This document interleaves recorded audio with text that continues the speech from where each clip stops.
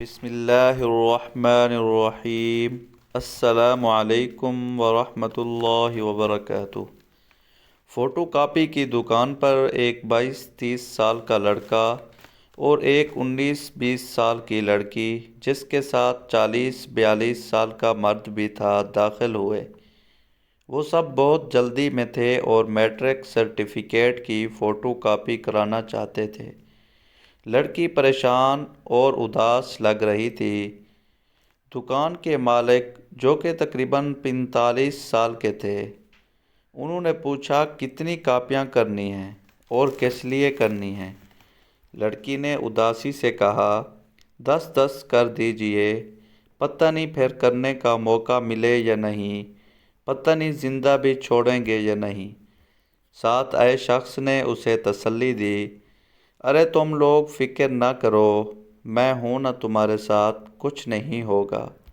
دکاندار نے لڑکی سے پیار سے پوچھا، بیٹا تم کچھ اداس لگ رہی ہو، کوئی پریشانی ہو تو مجھے بتا سکتی ہو، میں تمہارے ابو جیسا ہوں۔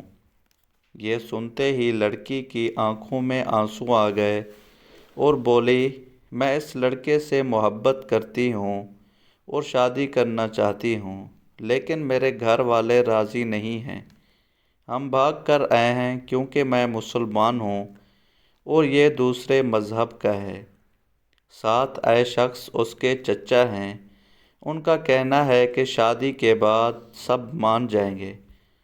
دکاندار نے لڑکی کو تسلی دی اور پوچھا، اگر تمہیں 100 روپے اور 1 روپے میں سے چننا ہو تو کیا چنو گی؟ لڑکی نے کہا، انکل جی 100 روپے ہی چنوں گی۔ دکاندار نے سمجھاتے ہوئے کہا، یہی بات رشتوں پر بھی لاگو ہوتی ہے، تم ایک رشتے کے لیے 100 رشتے چھوڑ آئی ہو۔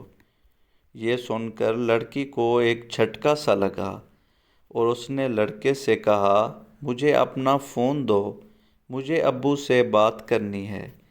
لڑکے نے منع کر دیا، لیکن لڑکی نے دکاندار سے فون لے کر اپنے والد کو کال کی اور روتے ہوئے کہا، ابو آپ مجھے لینے آ سکتے ہیں؟ دکاندار نے والد سے بات کر کے انہیں دکان کا پتہ دے دیا اور کہا کہ آپ کی بیٹی محفوظ ہے۔ جیسے ہی ان 2 مردوں نے یہ سنا، وہ بھاگنے لگے۔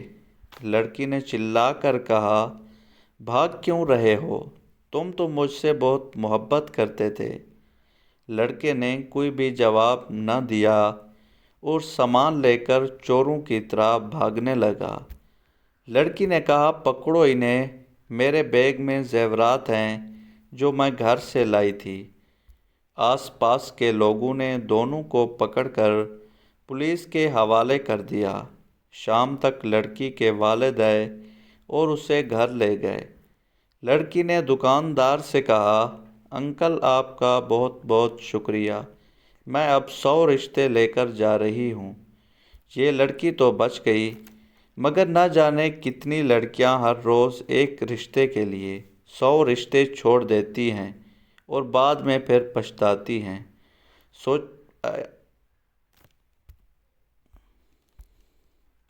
آپ سے گزارش ہے کہ اس کہانی کو لازمی شیئر کریں۔ جزاکم اللہ خیرہ۔